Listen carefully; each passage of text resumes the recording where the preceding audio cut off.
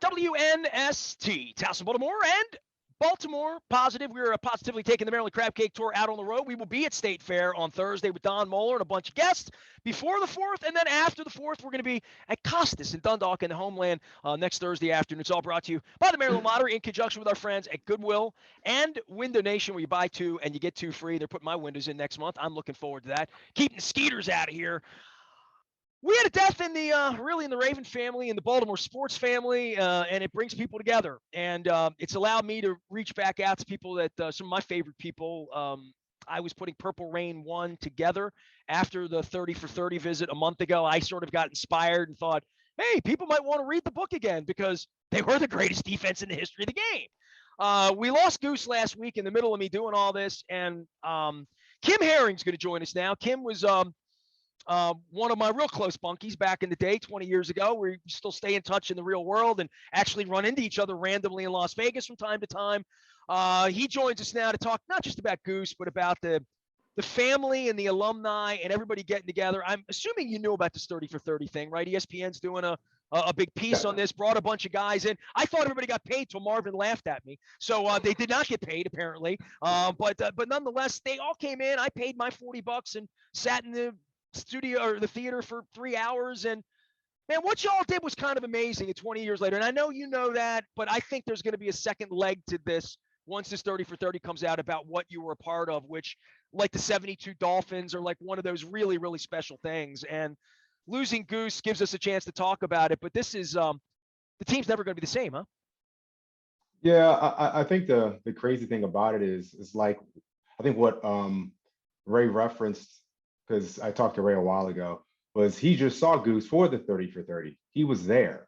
You know, he was going over his whole script for the 30 for 30. And for something like this to suddenly happen, you know, it makes you want to go back and, you know, hug every member of your family just to say, hey, you know, I'm here. I'm here to support you. I just want to, you know, reach out to people that you haven't talked to in a while. I mean, if COVID taught us one thing, is don't take anything for granted, and to make sure to reach out to people just to check in on them. You know, it doesn't have to be a long-winded conversation. Give you like 5 minutes. That's it. You know, and so with this passing of Goose, man, it hits hard just because we all know how vigorous he was. He was such a jokester, but when he got to the game, he was serious. You know, but that's what our whole personality was, honestly, for that team. We could joke around in practice, but as soon as you get in the game, all right, guys, we're here. We're ready to do work. And then we get on the sideline and we're joking again. So it was really different than how most teams are, but it worked for us. I didn't bring this up with Marvin, and I mean, individually with all of you, I have so many memories. I've gone through this book. I would encourage everybody to go out and read Purple Rain 1. Kim, I've gone back and put like these kinds of videos into the book now where people were talking. I mean, I've talked to almost all of you, you know, frequently, quite frankly, for whatever reason. You know, I find some reason to call Peter Boulware, some reason to run into Dwayne Starks, some reason to throw a text to John Ogden. And obviously, Brian's my business partner, and Marvin's my friend. And Rod and I are close. I mean, we see each other, we make time for each other. And I just, Goose on the stage a month ago, it struck me 20 years later that, okay, ESPN's coming back and they're going to make a show. Cool. They make shows about lots of stuff, but they don't make shows about teams that give up 100 points in a season. And there's never going to be another one. It's like the Maggio, right? Like no one's going to do this again because they're adding games. They always add offense. They always reward offense. So, and penalize defense, quite frankly, in many cases. So I think this is something that will stand the test of time in a way that I wasn't thinking about this 10 years ago when Tom Brady's running around or when Joe Flacco's winning or whatever. But now we all love the best, the GOATs, right? Like the GOAT, right? And I think this team's going to be identified as such, not just because of the statistical breakdown, but because of the personalities that have become involved and the legacy that Shannon, Hall of Fame, Ray, Hall of Fame, John, Hall of Fame, Rod, Hall of Fame. Just like all these Hall of Famers, and then all of these Billings and Del Rios and Marvins and Rexes that really had a 25-year successful period in the National Football League. There and then Art and just all Ozzy, all of the parts of this make a great story. And they came back in and we're going to spend $40. We're going to go downtown, get dressed up, put our purple hair on and go down there. Goose is the star of the show. Like from the minute Goose came out, Goose got the biggest applause, the biggest laughs, taking over like you know him to be. But it really struck me that of all the stars of the stars, if everybody walked through an airport side by side, people would gravitate to Goose maybe before Ray. Maybe if I mean, it's just literally Goose was that guy. And I don't know that I ever thought of him in that way because he's not a Hall of Famer. So what we saw in Goose is Goose was the man of Baltimore. He was the man of the people. You looked at Goose and you say, okay, blue collar. That was Baltimore. He was synonymous with what Baltimore is and still is. And so I think he had that kind of impact on the people. And it's not to say Ray, wasn't a huge star, because he was bigger than life. But Goose had this way around how he can bring in so many different types of people from so many different types of backgrounds and bring them all together just because how his personality was. It was really encompassing of just, okay, this guy is from, Dundalk. This guy is from Reisterstown. This guy is from Annapolis. He can bring them all together. And he just had that kind of persona.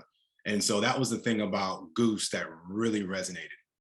Kim Herring is our guest. We're talking about everything other than Penn State today. We'll get to that another day and get our Big Ten thing going on. But in the case of Goose, you were drafted into this. Goose signed up, right? And you're a Cleveland kid, right? I mean, so your friends and family probably freaked out when you put a purple bird with a B, flying B, and went to work for Art Modell, right? I know Dave Zastill's family did so much so he went back to Cleveland. But when you came here, Goose chose to come here. You had to come here, right? And Right. I said that to Rod, and I haven't talked to Shannon, and I hope to do that at some point.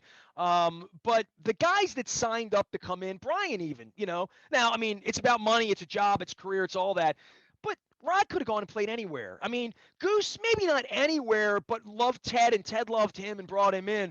There was something about that period of time where you got drafted into something where you're thinking, man, purple birds and, Baltimore and whatever. I don't know if we can really win. I mean, you didn't know in your heart you could win a Super Bowl till you got here and started to smell it and feel it a little bit.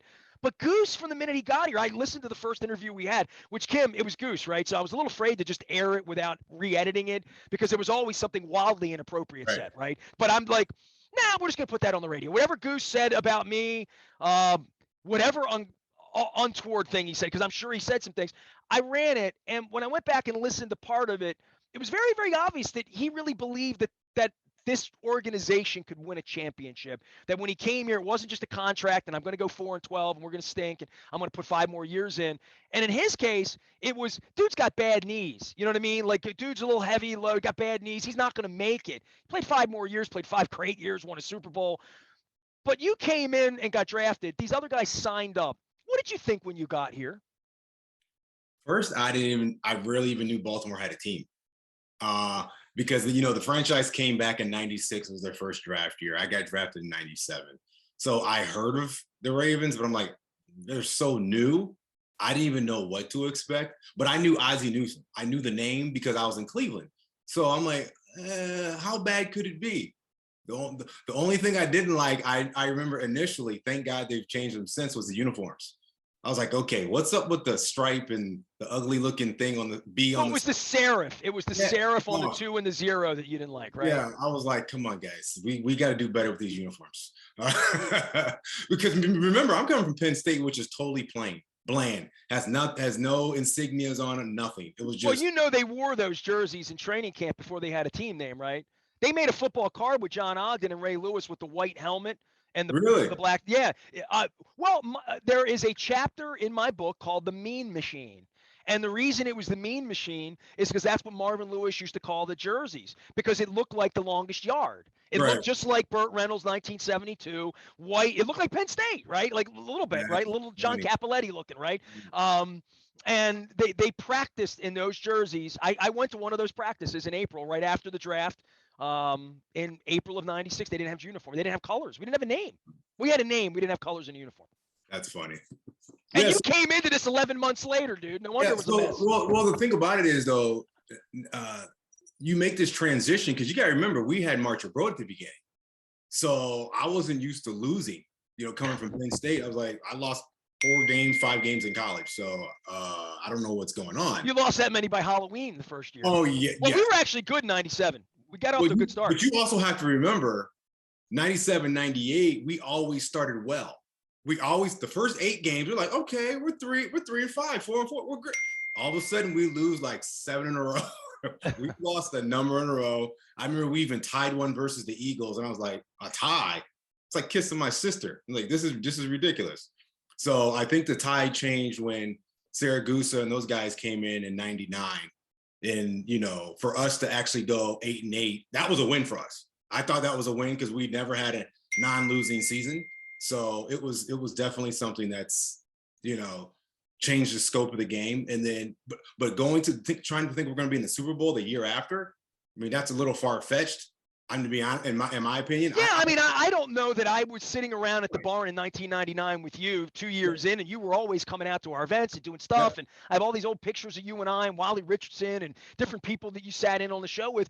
And you know, we talked about ringing the victory bell. We talked about one day, you know, like the Grease scene. One day we'll be you know, like all that. And then it just, boom, it happened. Yep. And now it's never not happened, right? Like from that minute of that parade moving forward, the expectation here has always been excellence. There's been some years where they haven't lived up to it, but for the most part, I mean, there was a bar set during that era by the Gooses and the Burnett's and the Sam Adams and, you know, all along, Rod, you, all of you, who set a bar here defensively that's still a quarter of a century later, you've been drafted now, 25 years ago.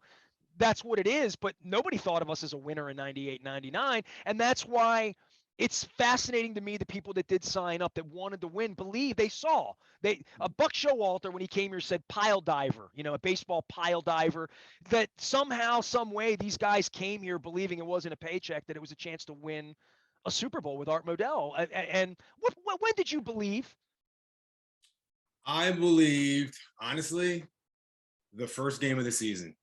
When we went to Pittsburgh and blanked them. I was like, oh, okay, this is interesting. We blanked the Steelers at their house.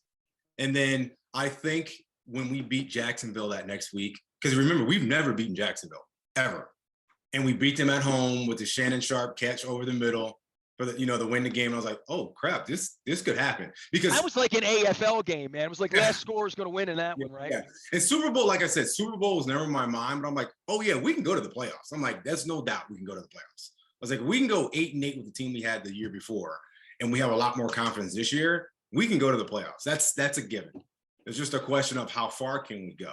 So as the season went on, you got to this point where it was like, okay, we're going pretty far. There's no way anybody can stop us. And we, you know, and because of the mindset that we had, especially on defense, I mean, we had some of those teams beat in warmups.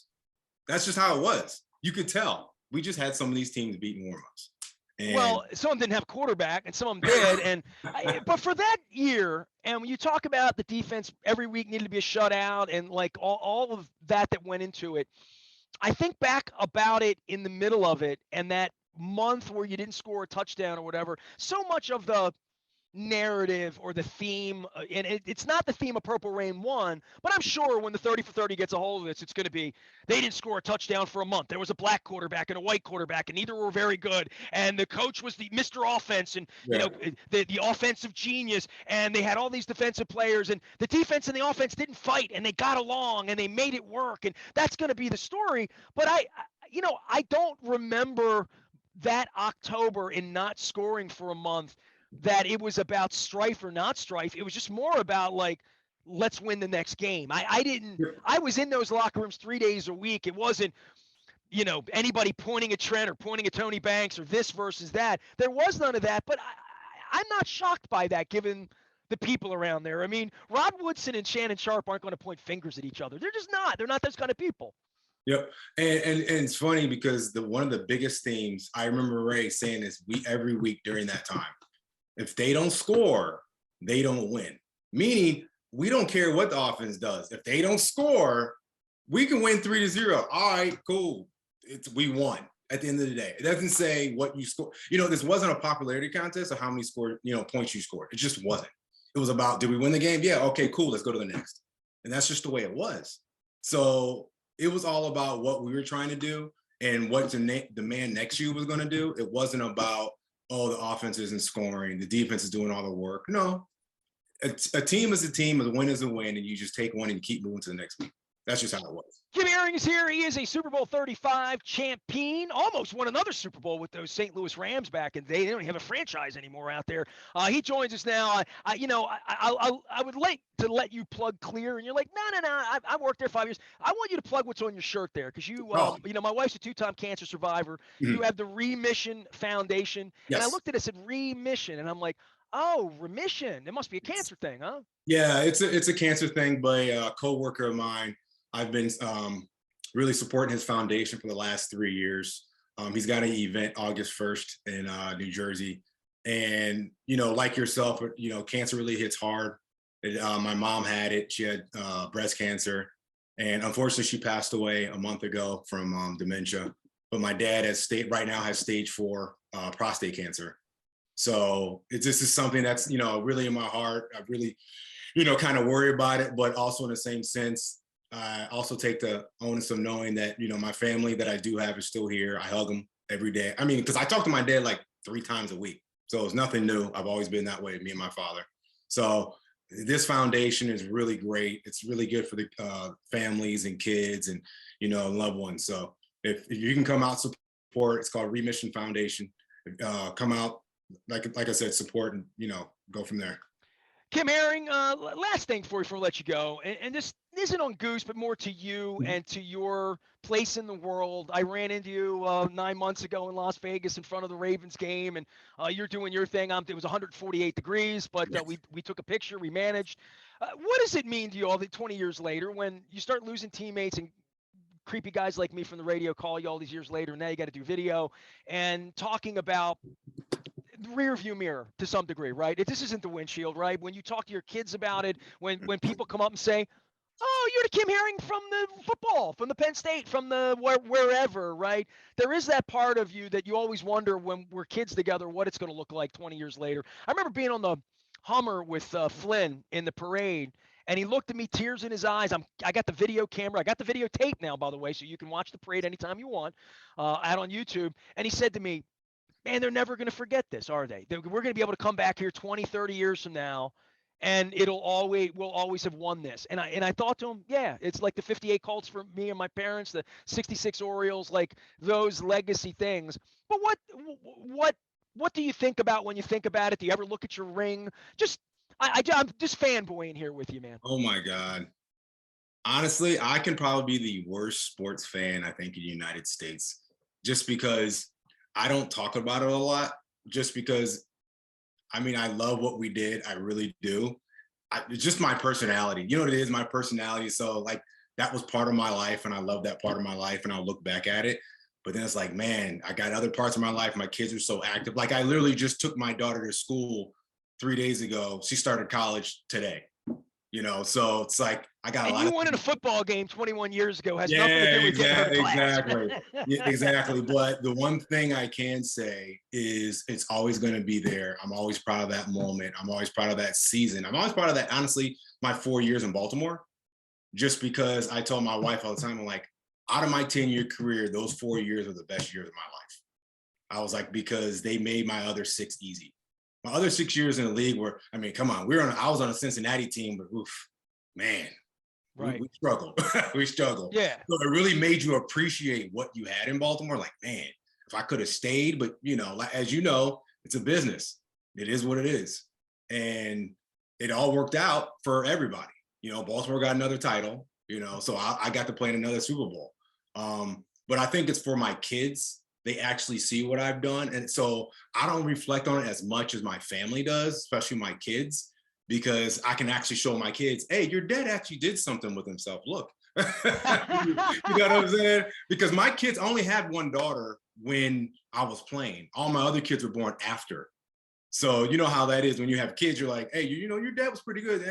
Whatever. It's like, yeah, you got to go on YouTube. And like you said, you got to get on a VHS tape.